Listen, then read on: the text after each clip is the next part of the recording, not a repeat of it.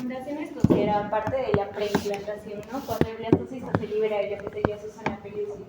Entonces, la implantación como tal sucede desde el día 6 o 7 después de la fecundación. En este caso, empezamos con lo que sería la posición, en el que, como vemos, el blastocisto se aproxima al epitelio endometrial y esta unión generalmente es una unión débil. Y eso se debe gracias a los pinópodos. Los pinópodos son proyecciones citoplasmáticas del endometrio que hace que este blastocisto con el endometrio se una, pero sea una unión débil, ¿no? Sin embargo, en el día 7, 8, después de la fecundación, tenemos a la adhesión, en el que ya también el blastocisto se une firmemente mediante ciertas moléculas de adhesión que más adelante les voy a explicar. Y en el día 8 o 9 después de la fecundación tenemos a la invasión, en el cual las células del trofoblasto, específicamente del sincitio trofoblasto, penetran progresivamente a lo que sería el endometrio, ¿no? Entonces, hablando del inicio de la implantación, como dije, el blastocisto se libera de lo que sería su zona pelúcida. Eso se denomina eclosión, ¿no? Entonces, gracias a esta liberación, el blastocisto en este caso se adhiere al endometrio, como estamos viendo, y posteriormente invade su tejido, ¿no? Entonces, la implantación como tal sucede desde el día 6 o 7 después de la fecundación, y el sitio de implantación frecuente es en el tercio superior de la pared posterior o también puede ser de la pared anterior del útero, ¿no? Ahora, el blastocisto se une al endometrio a través del polo embrionario. Hablando de lo que sería el trofoblasto, se va a dividir en dos células o en dos capas. Una capa externa que se denomina sincitio trofoblasto. Esta capa externa es multinucleada, no tiene límites celulares visibles y es la capa por la cual el blastocisto se adhiere al endometrio, ¿no? Además que este sincitio trofoblasto produce una hormona importante que es la hormona gonadotropina coriónica humana. Esta es importante porque va a ser la hormona que mantiene el inicio del embarazo, que también más adelante les voy a explicar. Y la capa externa es el citotrofoblasto, la cual es un grupo de células pero mononucleadas. Ahora, esta capa es importante mencionar porque esta capa por mitosis va a migrar hacia lo que sería el sincitio trofoblasto para que se pueda implantar completamente el embrión, ¿no? Ahora, hay algunas moléculas, como dije, que hacen que esta adherencia sea más fuerte, ya no débil, ¿no? Entonces, las moléculas, por ejemplo, el sincitio trofoblasto va a producir una proteína que es la L-selectina, junto a lo que son los receptores que se van a encontrar en el endometrio. En este caso son receptores de carbohidrato, también pueden ser integrinas como la beta 1, beta 3 y beta 4. Bien, entonces, en cuanto a la hormona gonadotropina coriónica humana, como dije, se produce gracias al sincitio trofoblasto, ese es el que la produce, ¿no? Entonces es importante porque al inicio del embarazo nos ayuda a mantener lo que sería el cuerpo lúteo, y como ya sabemos, el cuerpo lúteo produce tanto estrógenos como progesterona. En este caso, la progesterona mantiene el endometrio en condiciones adecuadas para que el blastocisto se pueda adherir de mejor manera. Además, que también la progesterona ayuda a relajar lo que serían los músculos uterinos para evitar las contracciones y en este caso se pueda producir posteriormente una menstruación, ¿no?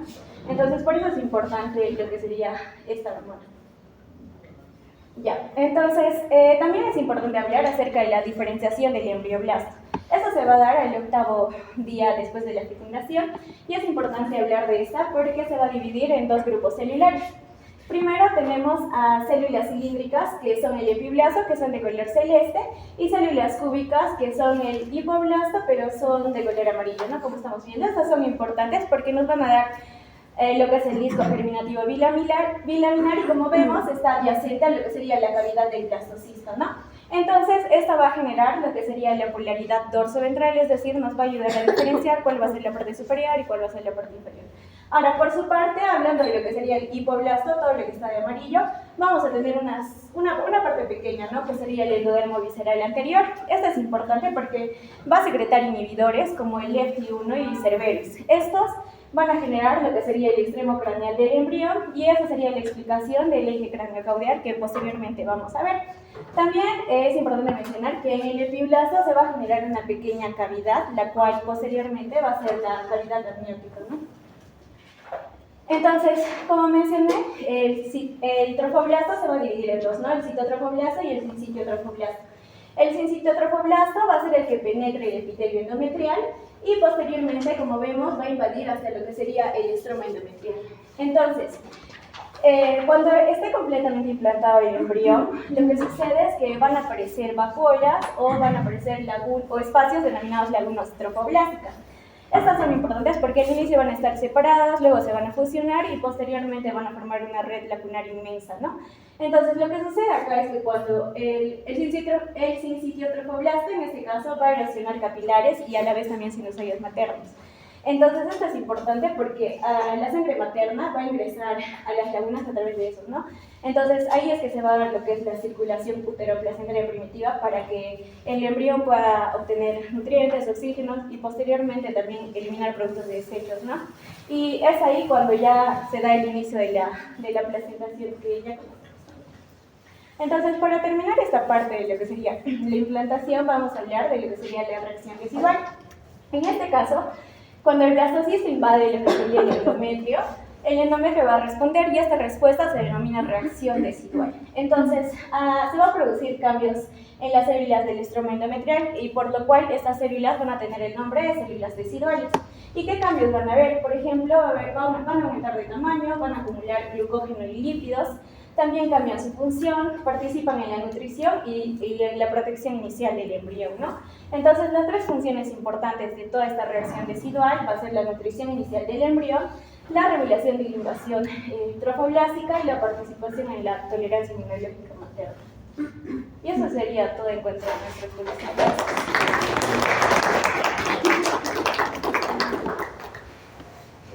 ¿Alguna pregunta?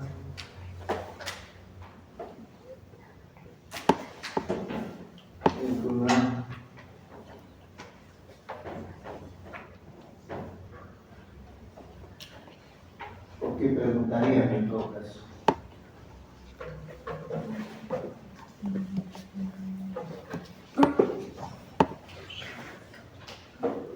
A ver, regresa tu diapositiva.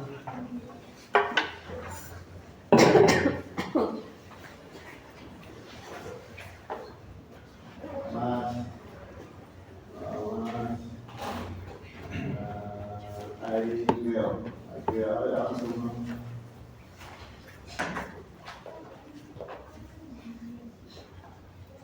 Ya, entonces, ahí dice, la implantación se va a producirse entre 6 días a 7 días, ¿no es cierto? ¿Preguntarían algo de eso?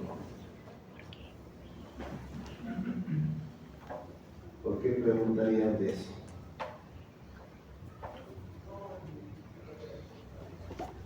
¿Qué dice la delegada? 1, 2, 3, 4, 5, 6, 7, 8, 9, 10, 11, 12, 13. Alguien ha salido, ¿no es cierto? ¿Salió alguien? Yo salí durante el servicio. ¿Seguro? Sí. ¿Con quién entraste? ¿Cuando regresaste? ¿Con quién entraste cuando regresaste? Ya. Entonces, faltaría uno que no ha venido. ¿Cierto? Sí, al inicio faltaban 2. Faltaban 2. Llegó ella. Falta uno que llegue. Ya, entonces, ¿qué les...? Esto de 6 días, 7 días, desde que se produce la fecundación. La fecundación se va a producirse a nivel de la porción acular de la trompa, ¿no es cierto? Y necesita llegar un tiempo, ¿no es cierto?, para llegar a la cavidad uterina y luego implantarse. ¿En cuántos días llegará ese óvulo fecundado a la cavidad uterina? 6 días.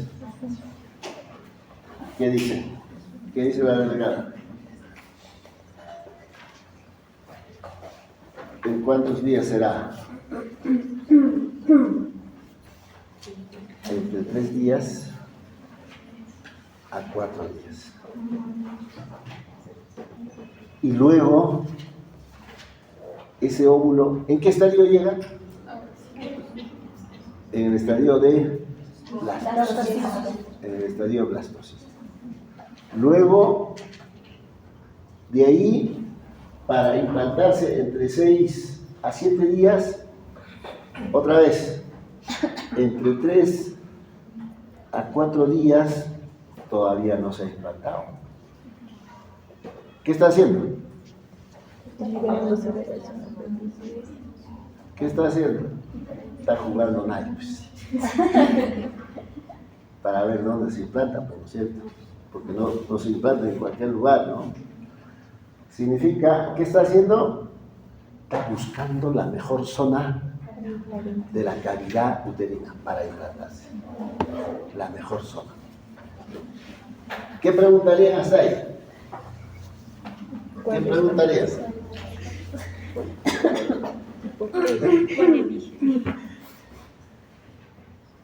¿Qué preguntarían?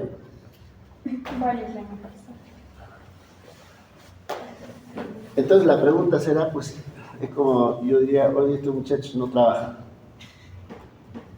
¿De qué viven? ¿Cierto? ¿Con qué? ¿No? Igual en este caso. ¿De qué viven? Pues no. Ya. Entonces, se supone que cuando llega ya el óvulo fecundado, empieza a buscar la mejor zona. Pero va a pasar 3 días, o de repente 4 días, o de repente 2 días. Ese tiempo, ¿de qué va a vivir? Entonces, para eso sirve esto de acá. Si ustedes recuerdan su fisiología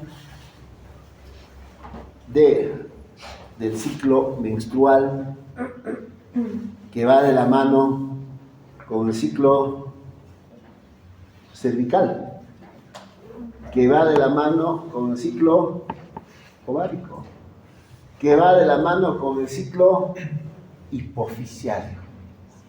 Todo tiene relación, ¿no? Entonces, se supone cuando termina la menstruación, la cavidad uterina queda, por decir, helada, ¿no? Porque se ha caído todo el endometrio. Cavides, ¿qué quedó? ¿Qué quedó? Cavides mirando a... ¿Qué apellidas? De costadito mirando a... ¿Qué quedó? La capa basal del endometrio. Y a partir de la capa basal del endometrio, por efecto de la hormona estrogénica, empieza a crecer. Es como que tú conoces el campo, ¿no? ¿Seguro? Es como, estoy en un campo, tengo alfalfa, lo corto para dar a mi cuy, a mi vaca. Mejor está caballo, ¿no? Y le echo un poco de agua, un poco de abono. Alfalfa empieza, igualito es esto. El estrógeno para el endometrio será como su abono. Empieza a crecer. ¿Cómo se llama esa fase del ciclo menstrual? ¿Cómo se llama? La fase proliferativa. Histológicamente, ¿qué vemos? Histológicamente, ¿qué vemos? Que las glándulas, los vasos sanguíneos, empiezan a elongarse. Se llega al día 14 del ciclo. Con suerte todo se fue la... Y luego, ¿qué viene? ¿Qué viene? ¿Qué se libera? La progesterona. Y la progesterona, ¿dónde va a actuar? Otra vez en el endometrio. ¿Qué va a generar? El rozamiento, ¿no? Va a generar, pues, la fase proliferativa.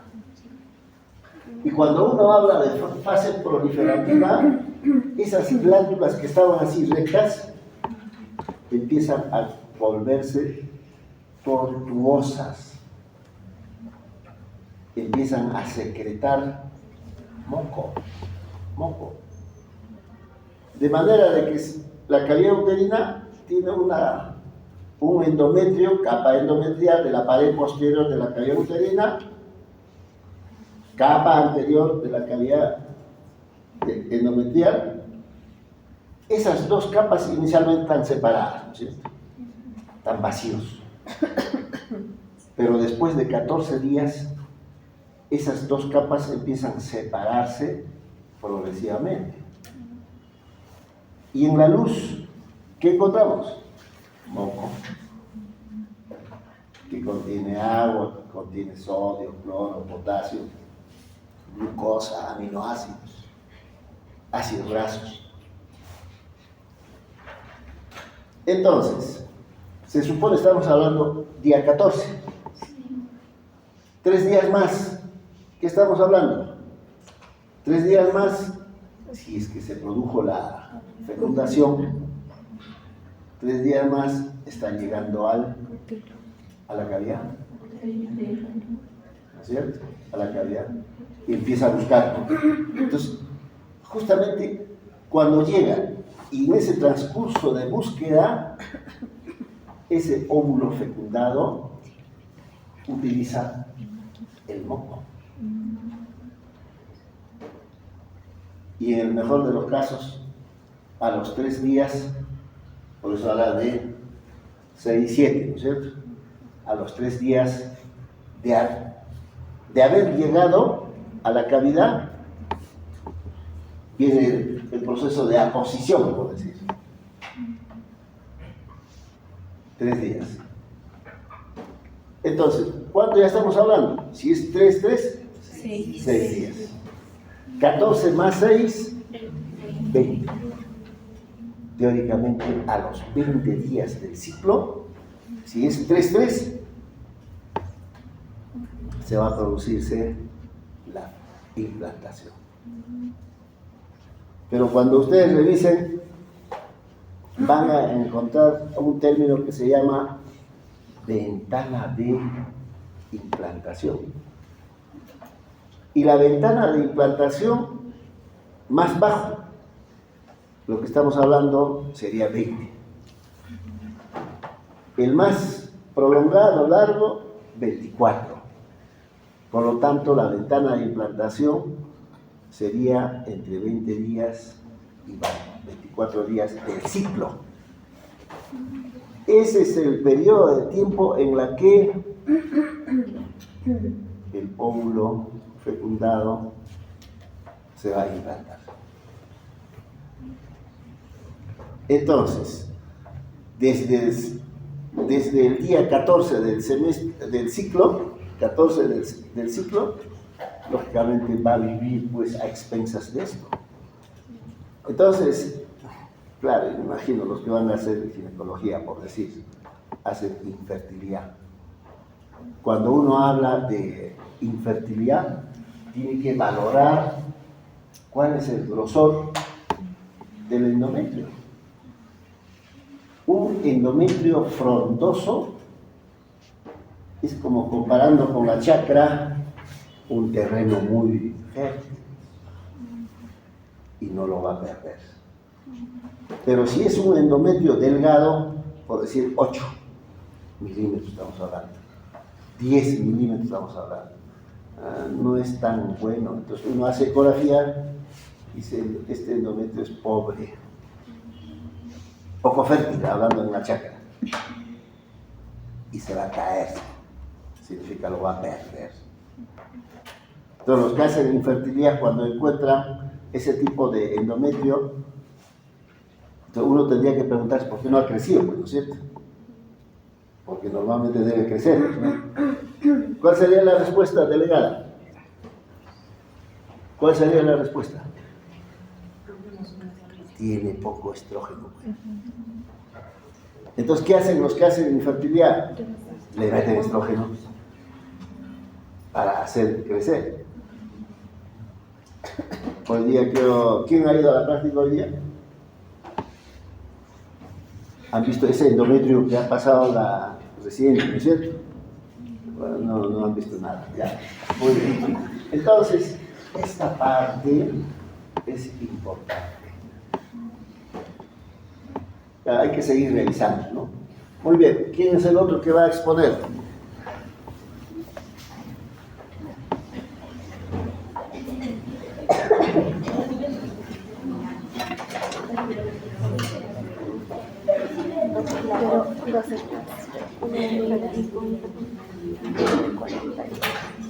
Pero la otra ayer el colmo. Eran 51 años, pero igual te quiero. Pobrecita, porque tiene 2 hijos ya. Ya. La de 42 años. Yo ver y decir sí, este es el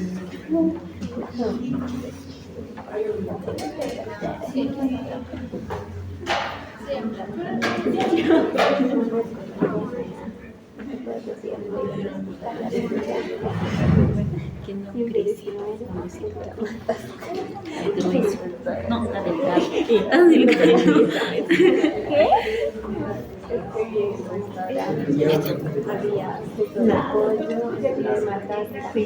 Sí, acabo de van a recostar, pero ya bien estaba asustada. Y yo le dije, yo quería matar. Y yo ahora que me va a matar.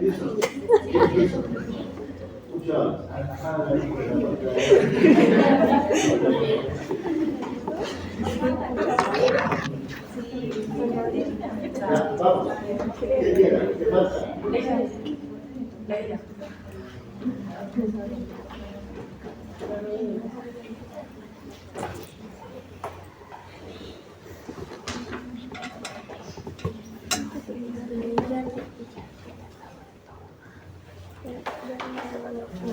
No.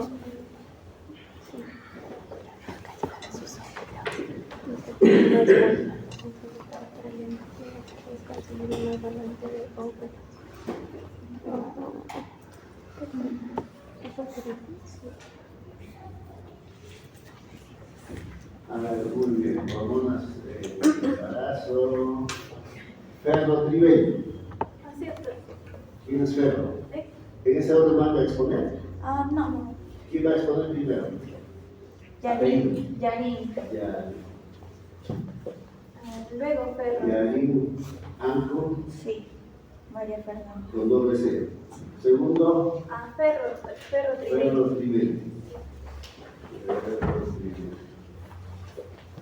Y luego Zúñiga. Ahora sí vamos. Ya. Doctor, compañeros, buenas tardes. En esta oportunidad vamos a continuar con las exposiciones y vamos a hablar sobre las hormonas en el embarazo.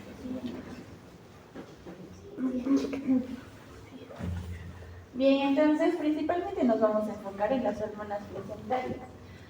Recordemos de que la placenta va a actuar como un importante órgano endocrino durante el embarazo.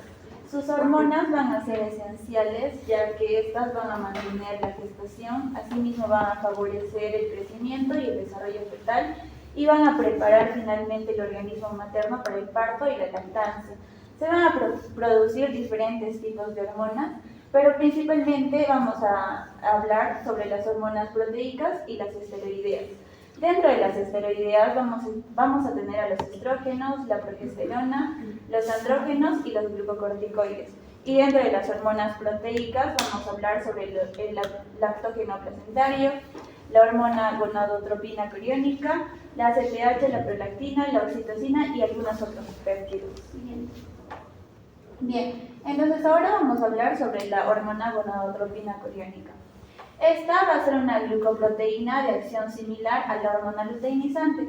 Se va a producir casi exclusivamente en la placenta, aunque también van a existir algunos tumores malignos que también la van a producir, como por ejemplo las neoplasias del trofoblasto, y en algunos tejidos no malignos que se van a poder encontrar en el hombre y la mujer no embarazada, principalmente en las que van a producir los de la glándula hipófisis. Entonces, con respecto a las características químicas, debemos mencionar que esta hormona es una glucoproteína, va a tener una vida media de aproximadamente unas 24 horas, va a estar compuesta por dos subunidades, que va a ser la subunidad alfa y la subunidad beta. Estructuralmente, estas van a estar relacionadas con la hormona luteinizante, la FSH y la TSH, ya que van a poseer idénticamente una subunidad alfa. Sin embargo, la subunidad beta va a ser la que se va a conferir la especificidad significativa biológica, y esta principalmente va a ser la que se va a detectar en el embarazo. Entonces, la detección de la hormona gonadotropina coriónica en la sangre o en la orina casi siempre nos va a indicar de que hay un embarazo. Bien, con respecto a la biosíntesis de las cadenas alfa y beta se van a regular en forma separada. Va a tener un solo gen, que va a ser el cromosoma 6, que va a modificar la cadena alfa, pero van a existir 6 genes para la familia beta-HCG que van a ser en el cromosoma 19. Asimismo, principalmente se va a sintetizar en el sincitio trofoblasto, pero va a haber unas pequeñas cantidades, principalmente en la primera parte de la fecundación, que se va a encontrar en el citotrofoblasto. Con respecto a la regulación, la GnRH placentaria va a ser estimulada mediante la producción de la HCG, y con respecto a la inhibina y la activina van a regular la producción hipoficiaria de la GnRH. Entonces, acá la inhibina la va a reducir y la activina la va a incrementar. Con respecto a su eliminación, un 30% de esta hormona se va a eliminar por el riñón y lo demás se va a eliminar por el hígado. Siguiente, por favor. Con respecto a las concentraciones, va a estar detectable en plasma 7 a 9 días después del pico secretorio de la hormona luteinizante de la mitad del ciclo que va a proceder a la ovulación. Este se va a duplicar cada 2 días en el primer trimestre.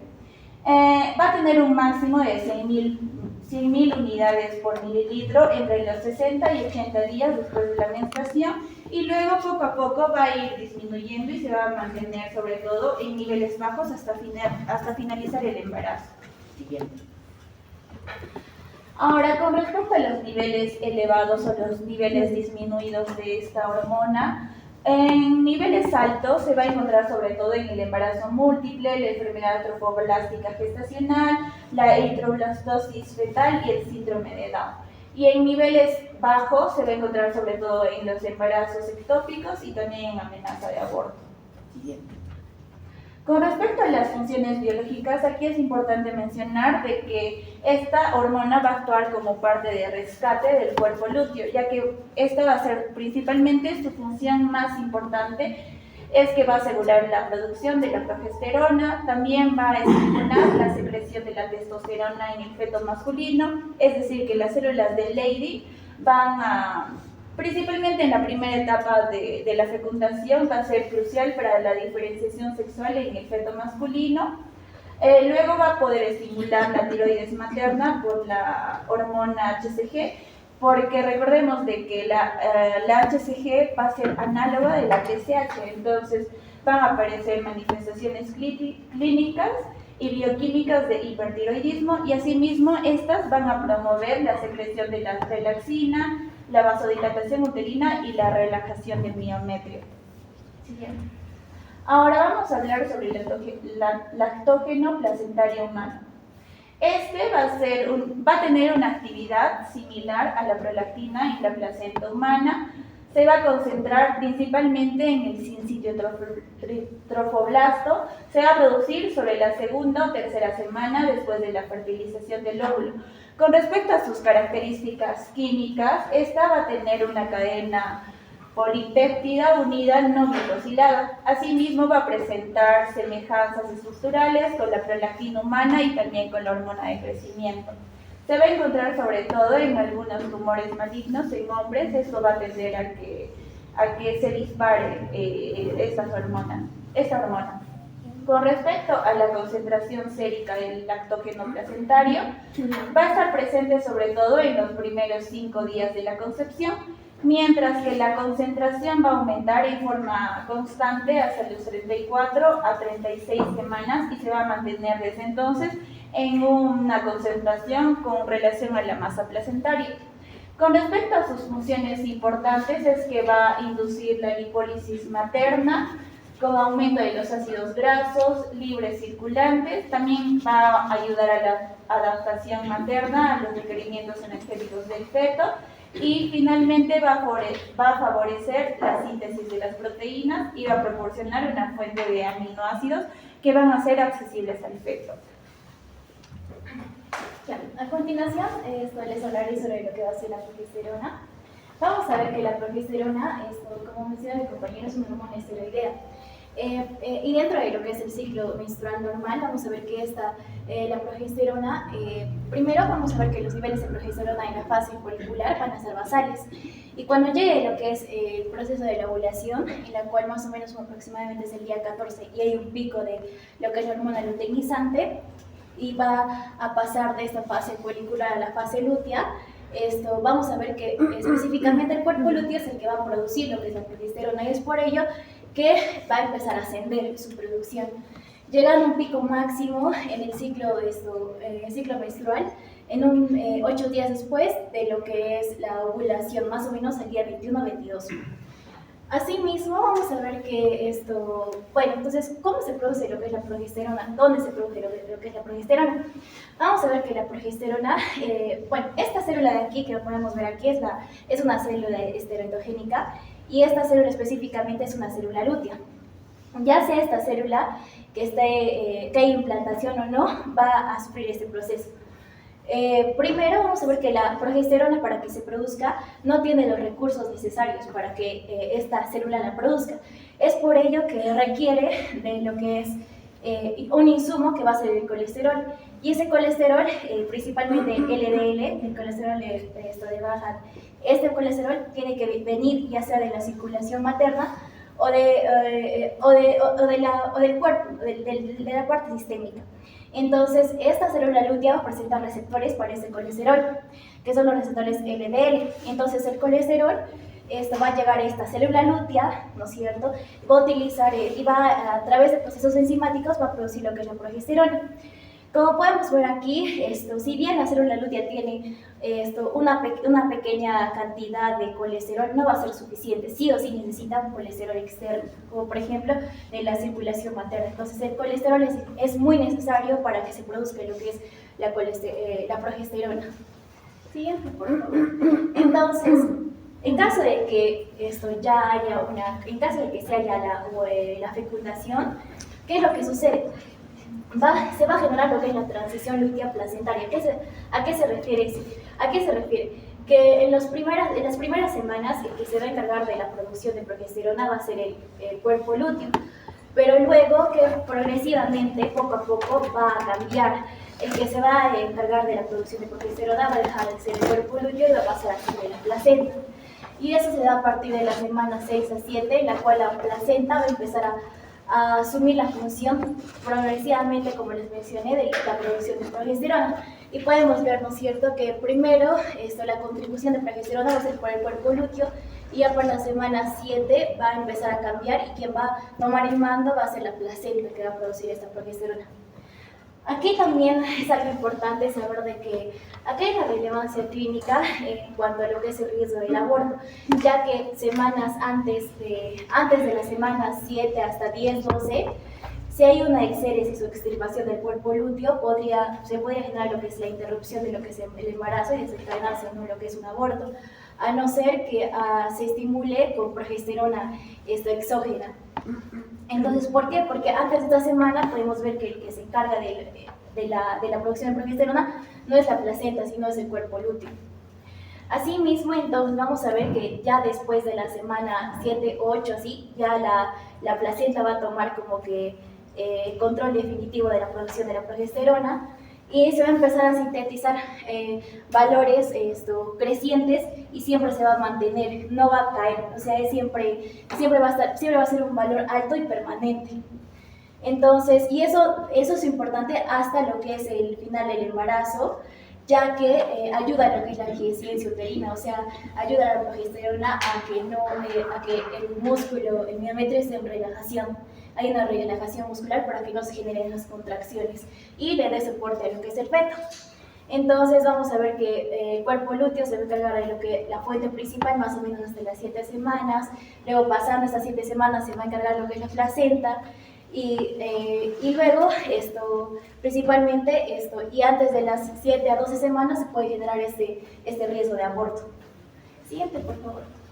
Entonces, como les mencioné, de esta transición uteroplacentaria, vamos a ver que ¿y por qué el cuerpo lúteo sigue produciendo progesterona? Porque el cuerpo lúteo va a estar estimulado por la hormona coriónica humana. Por eso va a seguir produciendo lo que es la progesterona. Y ya pasando la semana 7, ya la placenta va a ser la fuente de progesterona más que todo del segundo y tercer trimestre. Asimismo, en caso de que cuando la progesterona ya esté a cargo de la producción de la placenta es lo mismo que la célula lútea, va a necesitar colesterol. Entonces ese colesterol va a venir a través de la circulación materna, le va a dar la circulación materna a la placenta, el colesterol, el LDL, y la placenta va a convertir ese colesterol en lo que va a ser la progesterona. Primero va a convertirla en pregnenolona y luego la pregnenolona en progesterona. Entonces, los niveles de progesterona van a reflejar cómo está funcionando la placenta. Siguiente, por favor. Entonces, aquí podemos ver una comparación en cuanto a los niveles de progesterona. Normalmente, en caso de que no haya fecundación, vamos a ver que el cuerpo lúteo va a involucionar, se va a degenerar. Primero, como les mencioné, el cuerpo lúteo produce progesterona, llega a su pico de progesterona, pero ya para el día 28 va a caer, va a descender. A diferencia de lo que es si hay una implantación, si hay embrión, entonces la progesterona se va a mantener alta. Y lo mismo va a pasar con el endometrio. El endometrio va a estar engrosado por la acción también de la progesterona como del estrógeno, y si no hay implantación, entonces se va a empezar a degradar y va a generarse la menstruación. Y si no es así, pues va a seguir el endometrio engrosado para que mantenga lo que es el embrión. Asimismo, vamos a ver que la progesterona también, como les mencioné, se asocia también con lo que es, prepara lo que es el endometrio. Esto transforma lo que es en un endometrio mucho más secretor, mucho más receptivo. Y justo este pico de progesterona que sucede, principalmente se asocia a la parte clínica de los signos premenstruales que podemos tener, como por ejemplo cuando hay sensibilidad mamaria o hinchazón abdominal, y eso responde a ese pico de progesterona que hubo antes de que se produzca la menstruación. Siguiente, por favor. Entonces, acá también podemos ver cómo acá también se puede ver cómo la progesterona, una de sus funciones también es la relajación del miometrio para evitar que haya contracciones uterinas. La progesterona también va a formar lo que es el moco cervical, lo va a espesar mucho más y va a formar lo que es un tampón, y este tampón va a evitar que patógenos externos, agentes externos ingresen. Y la progesterona también se encarga de lo que es la preparación mamaria, que al igual que el estrógeno, ambos más que todo influyen en esta función, pero hay una diferencia que les voy a explicar luego. ¿Sí? Entonces la progesterona, vamos a ver que esta se va a encargar que también lo que es el desarrollo de células deciduales nutricias en el endometrio. El endometrio va a presentar células deciduales, las cuales cuando hay implantación, la progesterona va a convertir esas células residuales en células nutricias, o sea, le va a dar muchos nutrientes a estas células, entonces se van a llamar células residuales nutricias, y esos van a ayudar a lo que es a la nutrición del embrión. Asimismo, como les mencioné, reduce lo que son las contracciones, disminuyendo la sensibilidad de la oxitocina, porque la oxitocina ya también contrae, entonces si disminuye su sensibilidad, evita la contracción y con ello evita abortos espontáneos. Asimismo, aumenta mayor producción, secreción de moco en la nivel de lo que son la trompa de falopio, del útero, que también van a enriquecer nutricionalmente a lo que es el embrión. Asimismo, se ha visto que la progesterona también influye en las primeras semanas del desarrollo embrionario haciendo que haya mayor proliferación celular, más que todo, y mayor proliferación celular. Asimismo, la progesterona a nivel mamario principalmente va a estimular el crecimiento de los alvéolos mamarios, a diferencia del estrógeno, que lo que va a hacer es estimular el crecimiento de los conductos mamarios, haciendo hiperplasia e hipertrofia. Asimismo, se ha visto que la progesterona también tiene una función inmunológica en la cual como que va a proteger al feto del rechazo de la madre hacia su embrión. Asimismo, se ha visto también, que la progesterona estimula lo que son las glándulas suprarrenales del feto para que éste produzca corticosteroides. ¿Sí? Entonces, normalmente vamos a ver, tenemos que saber que la tasa de producción de la progesterona depende siempre de la masa de la placenta. Por eso, si tienes un embarazo único, generalmente la progesterona aproximadamente hacia el final de la gestación está en 250 miligramos diarios. Pero si son embarazos múltiples, entonces va a ser más porque hay mayor cantidad de placenta, más o menos mayor a 600 miligramos. Entonces, aquí podemos ver que para que se produzca la progesterona hay dos pasos enzimáticos importantes, uno que se da en la mitocondria y otro que se da en el retículo endoplasmático, en la cual en la mitocondria el colesterol gracias a esta enzima P450 la convierte en pregnenolona y luego la pregnenolona gracias a esta enzima que es la 3-beta-HCD en progesterona. Entonces, la progesterona lo bueno es que es lipofílica, entonces va a salir rápido de la célula, o sea, por difusión simple y va a llegar rápido a lo que es la circulación sanguínea. Y bueno, acá los que les hablé que sí o sí necesita lo que es captar lo que es la LDL del colesterol de la madre para que se produzca la progesterona. Y se ha visto que el 90% de toda la progesterona producida deriva principalmente de este colesterol materno, del LDL materno. ¿Sí? Entonces, dentro de los estrógenos, vamos a ver que lo mismo, la placenta va a producir progesterona y estrógeno, solo que la placenta no puede producir por sí solo también estrógenos, va a necesitar de las glándulas suprarrenales del embrión y de la madre para que produzca esos estrógenos. Y la glándula suprarrenal del feto y de la madre va a darle andrógenos para que la placenta coja los andrógenos y los convierta en estrógenos.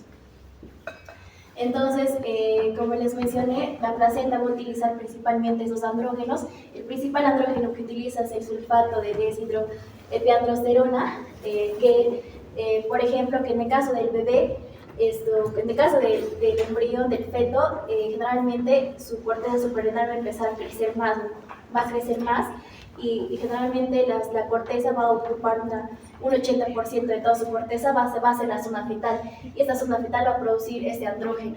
Entonces, este andrógeno va a llegar a la placenta, y la placenta, gracias a sus células citiotrofoblásticas, va a coger ese andrógeno y lo va a convertir en estrógeno. Entonces, esos estrógenos, aquí tenemos varios tipos de estrógenos que puede producir la placenta, como el estrona, el estradiol, y esos más que todo se sintetizan tanto de la madre como del feto, a partir de sus andrógenos, como les mencioné.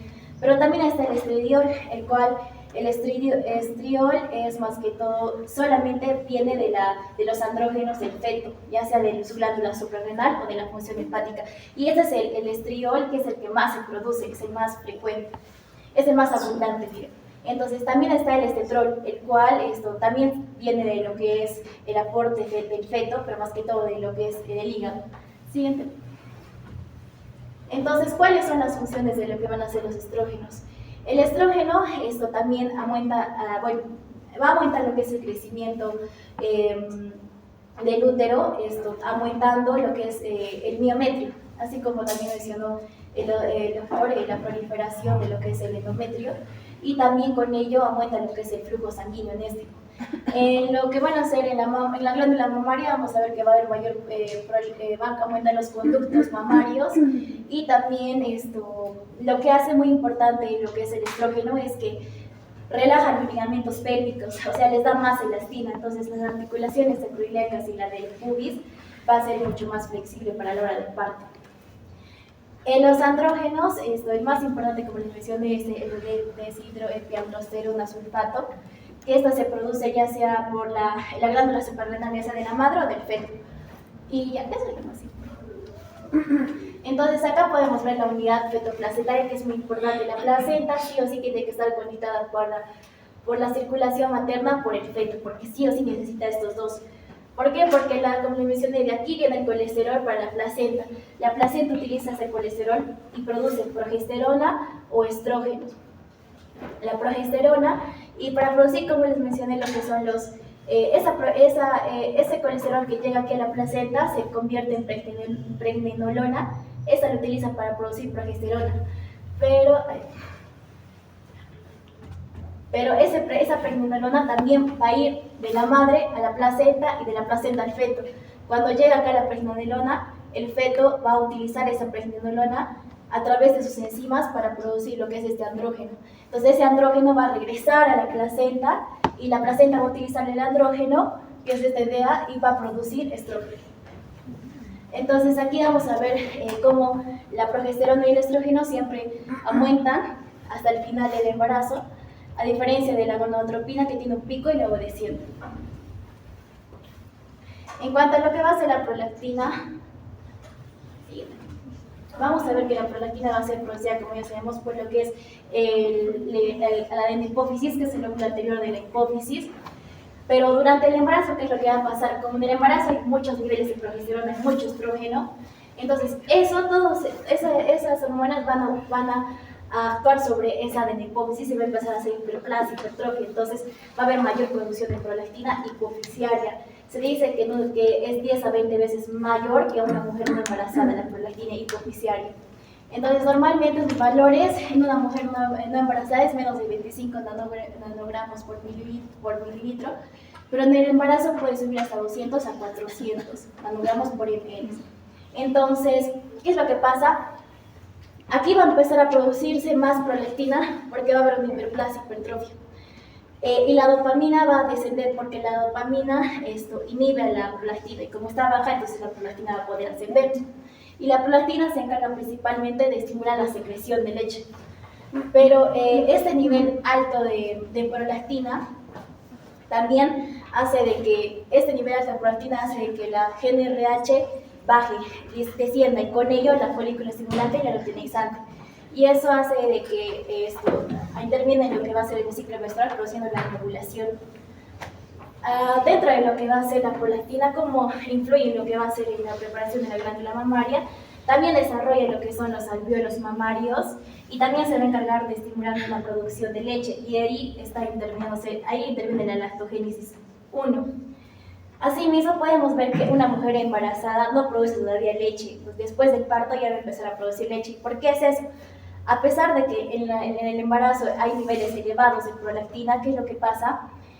Los estrógenos y la progesterona también están elevados, solo que esos dos van a actuar a nivel de van a bloquear esta acción de la prolactina, pero a nivel periférico, a nivel de tejido mamario. Entonces, como lo bloquean, la prolactina no va a poder todavía funcionar, no va a poder secretar leche.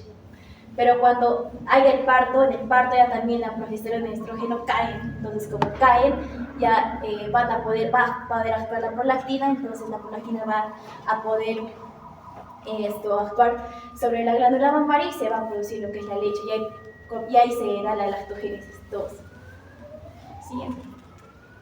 Entonces, pero también hay una prolactina no solamente hipoficiaria para las glándulas mamarias, también hay una prolactina muy importante para lo que es el desarrollo embrionario, y eso se le llama prolactina decidual. Como los mencioné, en el endometrio va a haber células deciduales, y esas células deciduales van a producir prolactina decidual, así como dice su nombre, y es por eso que es diferente que la prolactina hipoficiaria, porque la prolactina decidual tiene funciones paracrinas y autocrinas que se relacionan principalmente con el líquido amniótico y con lo que va a ser el embarazo. Entonces, ¿cómo se produce? Como les mencioné, el endometrio va a pasar por una transformación llamada decidualización, y eso va a hacer que se produzca prolactina decidual. Entonces, ¿cuáles son las funciones de esa prolactina decidual? Hay tres principales funciones. La primera función, que es esta de aquí, que va a ser la modulación del microambiente e inmunidad. ¿A qué se refiere? Que las células deciduales del endometrio producen prolactina, solo que como se ha generado lo que es la implantación, entonces el cuerpo de la madre no va a reaccionar de una manera como que controlada ante el embrión. Entonces, lo normal sería que reaccione de manera que empiece a secretarse demasiadas moléculas inflamatorias. Pero gracias a la prolactina, la síntesis de moléculas inflamatorias se controla. Entonces, como se controla, eso evita de que se evita lo que es un aborto. Entonces, maneja en ese caso de las moléculas inflamatorias, las frena. Asimismo, también está el efecto del antipoptótico, ya que la prolactina envía señales a esas células residuales para que todas las células residuales no tengan una apoptosis prematura. Entonces, el endometrio va a permanecer por mucho más tiempo y no va a haber apoptosis del endometrio. La prolactina también se va a encargar eso es importante, de la migración y de la invasión trofoblástica. Entonces, vamos a ver por qué va a ser la prolactina, va a estimular al trofoblasto extravelloso. Ese trofoblasto extravelloso es el que como que se migra y que ingresa hacia lo que va a ser el útero para formar la placenta. O sea, migra e ingresa. Entonces, la prolactina va a estimular a estas células trofoblásticas para que puedan diferenciarse, puedan especializarse y para que puedan migrar, para que se pueda meter el trofoblasto dentro del útero, del endometrio. Eso es otro. Y la otra función es muy importante, esta más que todo se relaciona con lo que es el líquido amniótico y las membranas. Aquí podemos ver que en estas dos de aquí van a ser las membranas fetales, que va a ser el amnios y el corio. Entonces, ¿qué hace la prolactina? La prolactina asegura de que el feto siempre tenga una cantidad adecuada de líquido amniótico. Y cómo lo hace, haciendo que esta membrana, que es la membrana fetal, funcione bien, o sea, su función de permeabilidad. Controla la correcta permeabilidad de esta membrana, haciendo de que regulando el transporte de agua y electrolitos, más que todo sodio y cloro, para que el feto siempre tenga una cantidad adecuada de líquido amniótico, que no sea demasiado abundante o que esté deshidratado. Entonces, prácticamente es eso lo que les mencioné, de la regulación del líquido amniótico, de la implantación, y también es algo muy importante que cuando se produce la prolactina va a ir al líquido amniótico, por eso es un marcador clínico, porque se puede detectar en el líquido amniótico y se usa como un indicador de la función del residual, o sea, cómo están funcionando las células residuales para el bienestar del feto. Bueno, ahora vamos a hablar acerca de la oxitocina. Bueno, la oxitocina va a ser una hormona que se produce en el hipotálamo y va a ser almacenada en lo que es la neurohipófisis. Esta hormona va a ser la responsable de las contracciones uterinas rítmicas y también sobre la eyección de la leche materna. Como vimos, la oxitocina no se produce en la placenta, pero la placenta básicamente va a producir el receptor de oxitocina. Y durante los 9 meses también la placenta va a fabricar una enzima, que es la enzima oxitocinasa, y esta oxitocinasa va a degradar lo que es la oxitocina. Y de esta manera va a evitar que haya contracciones prematuras.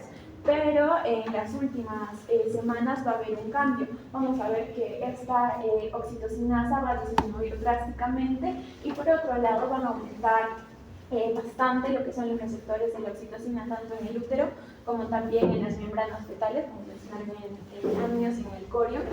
Y tanto estas membranas fetales como la placenta van a producir prostaglandinas. Entonces el cortisol fetal va a estimular lo que es la placenta para que esta convierta el estrógeno en su forma más potente y para que haya un aumento de la sensibilidad de la oxitocina. Bueno, cuando la cabeza del bebé también va a tener contacto con lo que es los mecanorreceptores del cuello uterino, se va a secretar una mayor cantidad de oxitocina y a eso se le va a conocer como el reflejo de Ferguson. Y al final esto termina siendo como un círculo virtuoso que va a ayudar a que con las contracciones se secrete mucho más cantidad de oxitocina.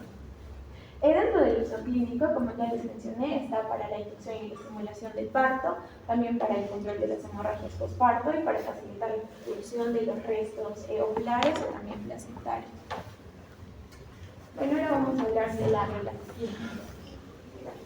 La relaxina va a ser una hormona que se va a secretar tanto en el cuerpo lúteo como también en la decidua y en la placenta, pero inicialmente esta hormona va a ser secretada en el cuerpo lúteo y posterior a eso la placenta va a ser la principal productora.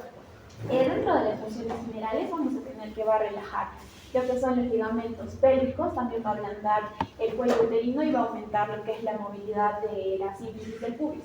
Esta hormona es multisistémica, ya que también va a actuar a nivel de casi todo el cuerpo porque tenemos bastantes receptores de esta hormona.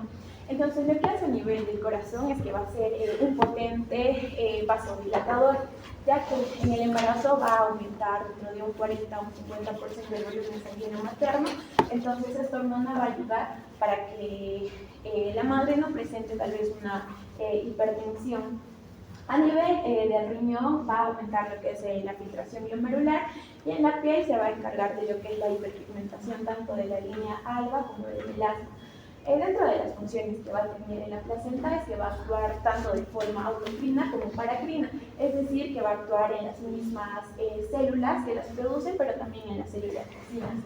Esta, a su vez, va a estimular lo que es la angiogénesis dentro de la decidua, lo cual va a asegurar que llegue suficiente sangre oxigenada al bebé.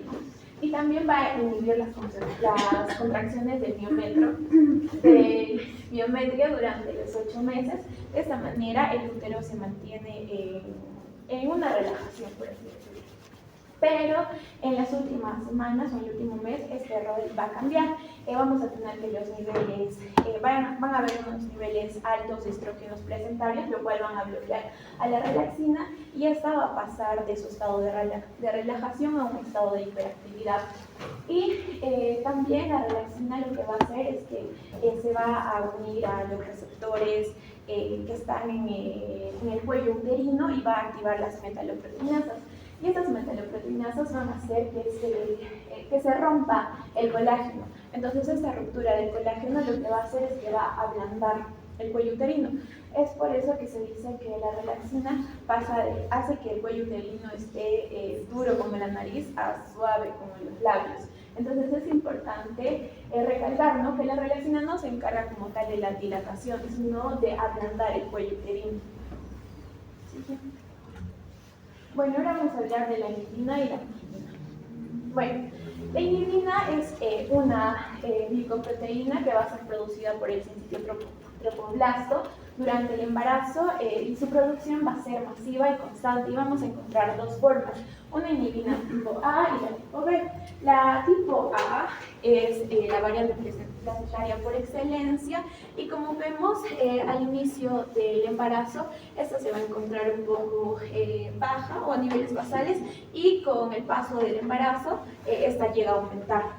Ahí vamos a encontrar el pico más que todo en el tercer trimestre, a diferencia de la inhibina tipo B, la cual va a ser producida por el cuerpo lúteo al inicio y también por las gónadas del feto, y vemos que sus valores más altos van a ser en el primer trimestre y luego van a ir decayendo, descendiendo. Dentro de las funciones generales de la inhibina vamos a tener que va a inhibir lo que es la secreción del FSH de la hipófisis y esto ¿para qué? Porque durante el embarazo no se puede llegar a madurar ningún óvulo ni puede producirse una nueva ovulación. Entonces esa supresión del FSH, esa inhibición mejor dicho, suspende completamente lo que es el ciclo menstrual y también se va a encargar de inhibir las secreciones de la hormona liberadora de la gonadotropina. Bueno, a nivel de la placenta también va a tener una función autocrina y paracrina. Vamos a ver que va a frenar lo que es la producción de la gonadotropina. De esta manera va a evitar que la placenta crezca de una forma descontrolada y también de que se produzcan estrógenos en exceso. También otra función que tiene es que va a mantener el embarazo, ya que al regular la gonadotropina coriónica humana garantiza que el cuerpo lúteo se mantenga activo en el primer trimestre, pero que no haya niveles, que estos niveles se disparen. Y también va a tener otra función moduladora de la respuesta inmune. ¿Por qué? Porque la placenta llega a ser como un cuerpo semi-extraño para la madre, ya que va a tener el ADN paterno, ¿no? Entonces, la inhibina va a ayudar a crear más que todo un microambiente de tolerancia inmunológica y para que de esta manera se inhiba, o mejor dicho, se evite lo que es el sistema, que el sistema inmune materno rechace al feto. Y en el parto vamos a ver que la insulina va a aumentar drásticamente, como ya les mencioné, y esta va a reclutar lo que son las células inmunitarias, va a hacer que se liberen las citocinas, activa las metaloproteinasas, que como ya les expliqué, degradan el colágeno, y se produce lo que es la maduración cervical, que es el cuello uterino ablandado, básicamente. Bueno, por su parte, la activina también es una glicoproteína que es producida por el sencillo tropoblasto placentario y como vemos su producción máxima va a ser en el primer trimestre, ¿no? A diferencia de la inhibina que su producción máxima era en el tercer trimestre. Entonces, esta va a estimular lo que es la secreción de la FSH, que como vimos va a ser un antagonista natural de la inhibina. Pero lo que pasa, como ya les mencioné, la inhibina va a estar mucho más elevada en el tercer trimestre. Y a pesar de que la activina estimule la FSH, los niveles de inhibina van a ser superiores y por ende la va a bloquear. Entonces no va a haber ninguna ovulación. Y a nivel placentario, la activina también estimula lo que es la hormona liberadora de gonadotropina placentaria y esto hace que aumente la gonadotropina y también va a promover lo que es la invasión del tropoblasto, permitiendo que la placenta invada y se fije correctamente. Es importante porque sin la activina la placenta no se implantaría. También va a participar en lo que es la angiogénesis placentaria, de esa manera va a asegurar de que la circulación entre la madre y también entre el feto sea eficiente desde el principio. Y va a participar en lo que es el desarrollo fetal temprano. Esto, más que todo, con su participación en la formación del mesodermo, que va a ser la capa que va a dar lugar posteriormente a lo que son los huesos, los músculos y el sistema circulatorio del bebé.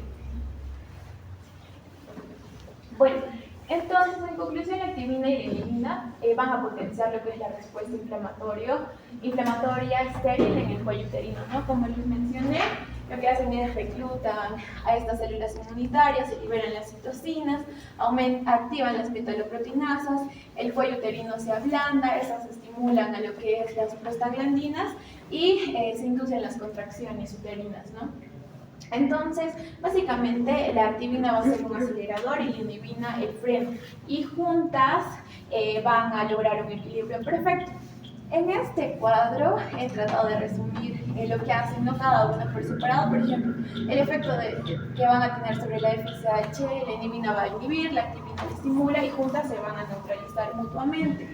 Y sobre la gonadotropina, la inhibina la frena, la activina también la va a acelerar y juntas pues mantienen que los niveles de la gonadotropina sean óptimos. Y cuando predomina la inhibina, como les dije, predomina en el segundo y en el tercer trimestre, mientras que la activina en el primer trimestre, y ambas se van a disparar al final del parto. La función principal de la inhibina es la estabilidad y el control, de la activina la implantación y el crecimiento, y juntas se participan en lo que es la maduración cervical y el inicio del parto.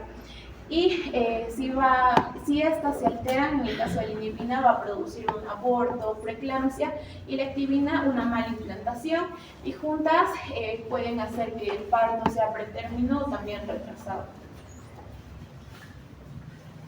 Eso es todo.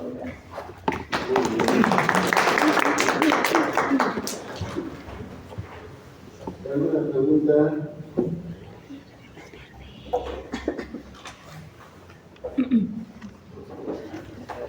¿Ninguna?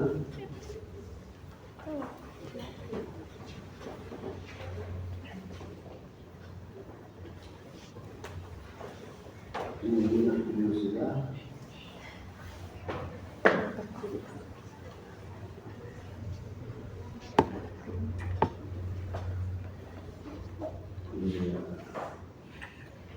Creo que por ahí nos han hablado de hormonas tipo TSH, por decir. También nos han hablado de hormonas tipo GnRH.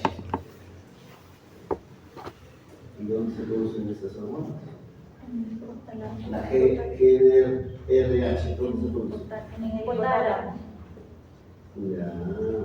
Y la FSH, que habla también ahí, de TSH, ¿dónde se produce? La neurohipófisis. Yo creo que no la han realizado. Claro. Seguramente en fisiología les he hablado. Endocrinología ginecológica también les he hablado. Pero esas hormonas que han anotado ustedes, todas se producen en la placenta. Todas. Entonces, la placenta funciona como los ovarios, como la hipófisis y también como el hipotálamo. Entonces, cuando ponen ahí eso de GnRH, no se está refiriendo a la GnRH hipotalámica, sino está hablando de la GnRH placentaria, de la FSH placentaria, LH placentaria, TS placentaria. Entonces, se supone fisiológicamente o endocrinológicamente, lo que está arriba es la GnRH, hipotálamo. Estimula a nivel de la hipófisis. Se libera la LH y la LH. Por lo contrario, la FSH y la LH. Estas dos hormonas, ¿dónde van a actuar? Estamos hablando normalmente de endocrinología y fisiología. ¿Dónde van a actuar? En los ovarios. ¿Qué va a hacer en los ovarios? Va a hacer que se produzca, o antes, ¿no? Va a hacer que los folículos empiecen a crecer. Pero paralelamente va a hacer que empiezan a producirse los estrógenos, la progesterona, dependiendo de lo que está allí. Ese mismo hecho sucede en la placenta.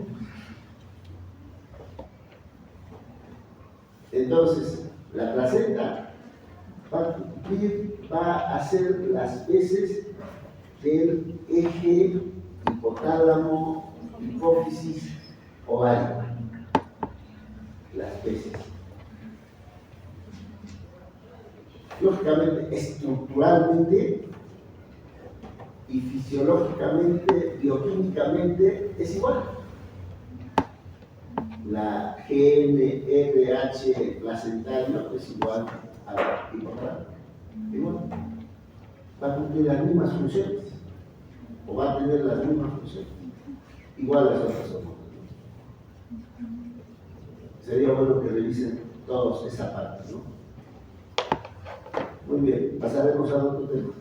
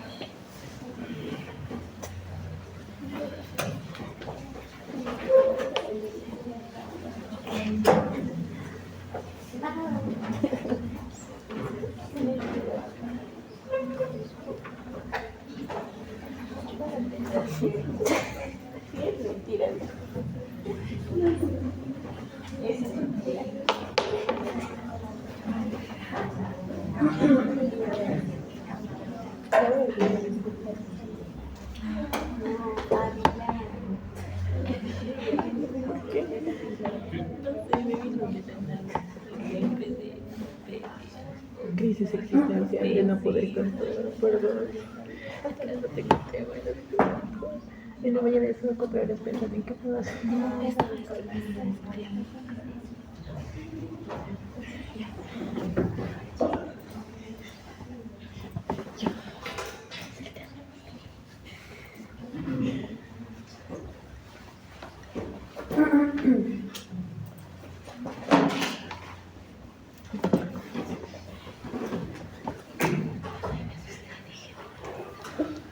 Bueno, mi nombre es Juan Carlos Cáceres.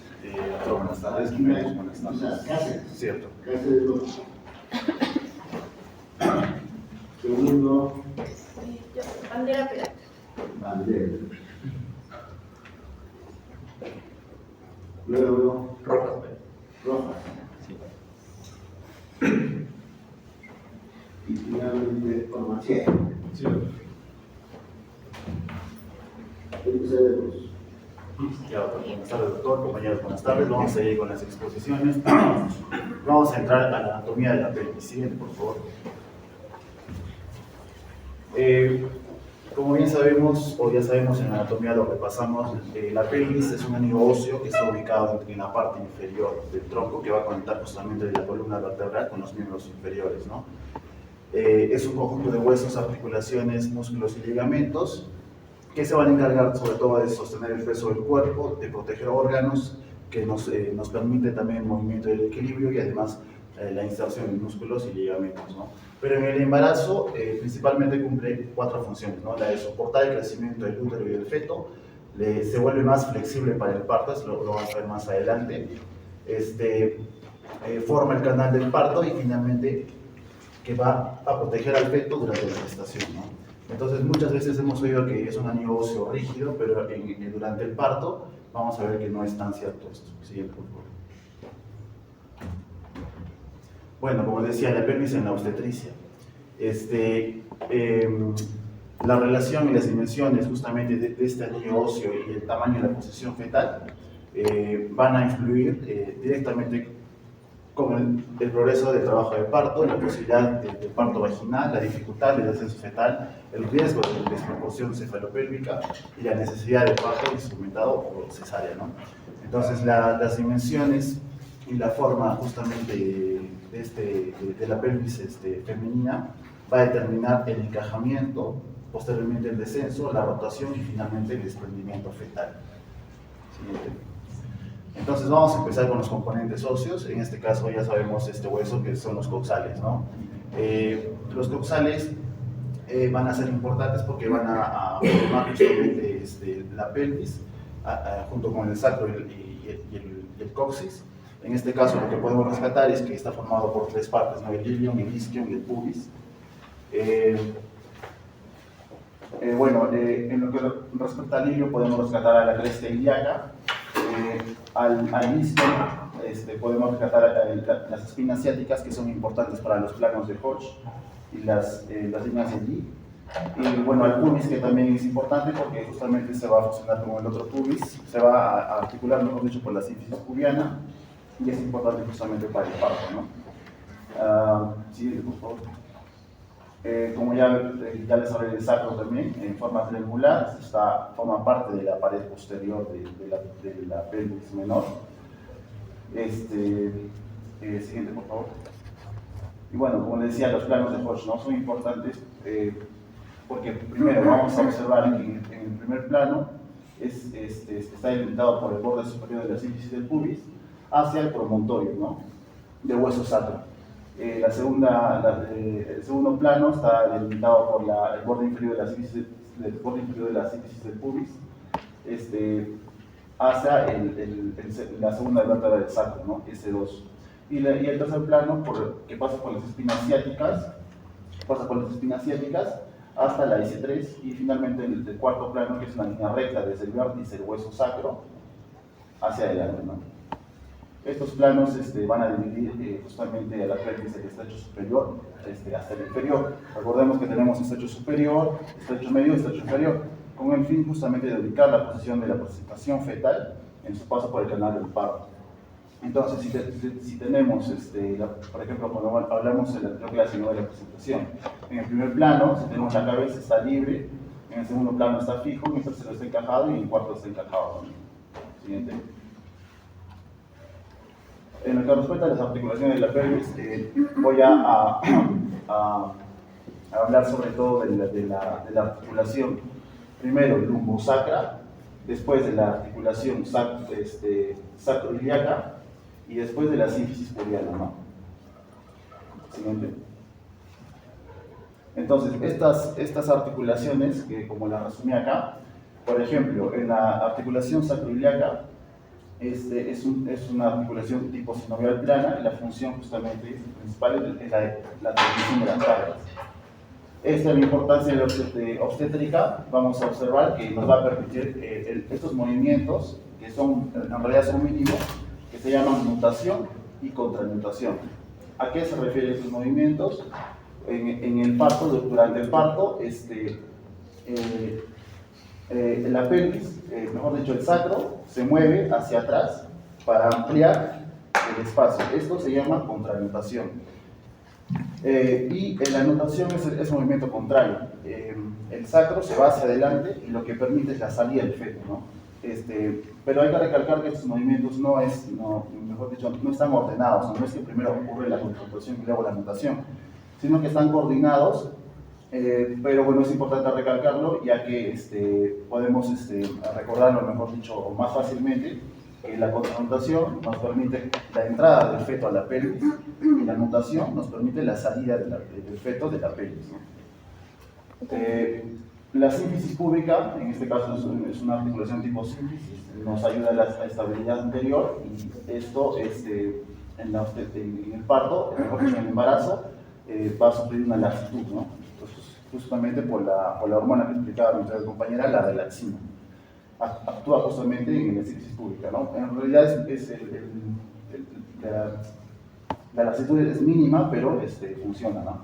Y bueno, la articulación sacrocoxigia, en este caso nos permite el movimiento del coxis, porque en la nutación y en la contranutación también existe un movimiento del coxis, ¿no? En la contranutación, como se amplía el espacio, también el coxis ayuda a que se amplíe, y en la nutación, cuando quiere expulsar el feto, también ayuda a hacer el espacio más estrecho. Por eso aumenta el espacio de salida, ¿no? Y bueno, la lumbosacra, que también nos ayuda a la transmisión de cargas. En este caso, en la madre lo que hace es una adaptación biomecánica durante el embarazo, ¿no? Ya que aumenta la lordosis, justamente por el embarazo, porque el centro de gravedad se mueve hacia adelante, ¿no? Siguiente. Bueno, la división de la pelvis. Lo que decía, ¿no? Hay una pelvis mayor y una pelvis menor. La pelvis mayor, también llamada pelvis falsa, está situada superiormente, forma parte de la cavidad abdominal y soporta principalmente las vísceras abdominales, ¿no? Como vemos este espacio que está acá. En realidad no constituye el verdadero canal del parto, ¿no? El que sí constituye el verdadero canal del parto es la pelvis menor, que también llamada pelvis verdadera, está situada inferiormente, como vemos. Contiene las vísceras pélvicas y forma el canal óseo del parto, ¿no? Están delimitadas por esta línea terminante, es una línea imaginaria, ¿no? Que está formada por el borde superior de la sínfisis púbica, la cresta púbica, la línea pectinia, línea arcuata, etc., ¿no? Pero bueno, creo que es importante recalcar que vamos a hablar sobre todo de la pelvis menor, ¿no? Siguiente. Bueno, lo que decía, la pelvis menor, sus límites, superiormente, lo que decía, ¿no? Está el estrecho superior, en el posterior está el sacro y el coxis. Laterales están los huesos coxales, anterior está delimitado por el pubis y la sínfisis púbica, y interiormente por el estrecho inferior. El contenido de la pelvis menor es importante porque aquí vamos a observar ya los ovarios, la vagina, las trompas, el útero recto, vejiga urinaria, vasos y nervios pélvicos. Bueno, esta es otra vista, ¿no? del estrecho superior y del estrecho inferior, ¿no? Observamos la pelvis menor y la pelvis mayor. Siguiente, por favor.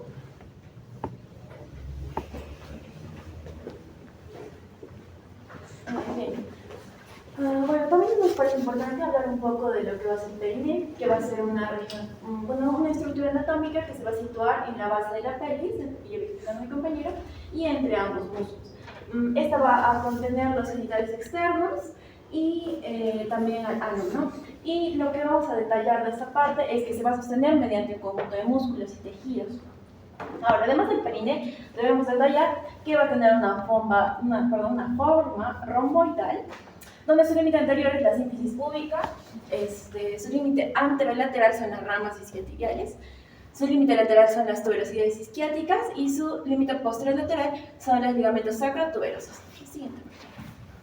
Bien, en cuanto al suelo pélvico, músculos y el perine, para hablar del suelo pélvico, debemos entender que este es un conjunto de, para la redundancia, lo que llevo mencionando, de estructuras musculares y faciales que le van a brindar un soporte a la cavidad inferior de la pelvis, ¿no?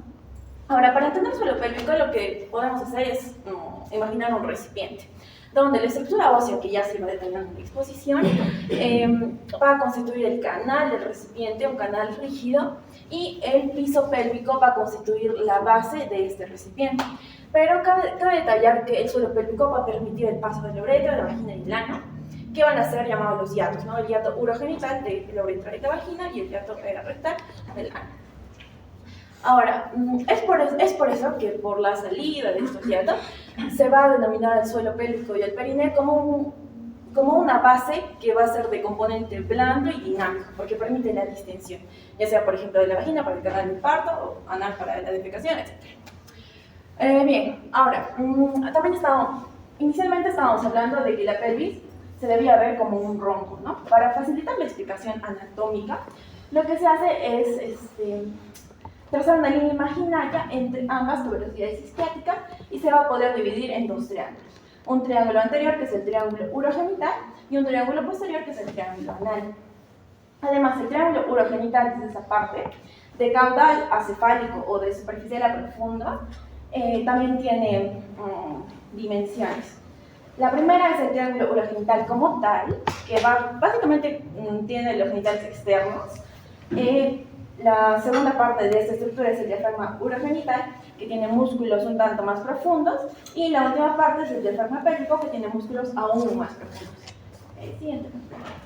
Bien, en cuanto al triángulo urogenital, podemos ver que tenemos componentes superficiales. Tenemos el monte pubis, que va a ser un cúmulo de células grasas por encima de la sínfisis del pubis. Tenemos los labios mayores y menores, que son pliegues cutáneos, que van a permitir la protección de las estructuras internas.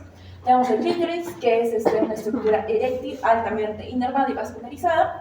Los bulbos del vestíbulo, que se ve mejor en esta imagen, que son dos estructuras que están alrededor de la vagina. Y son altamente eréctiles, y las glándulas vestibulares o mayores o de Bartholin, que se van a encargar de la lubricación mediante la segregación de moco.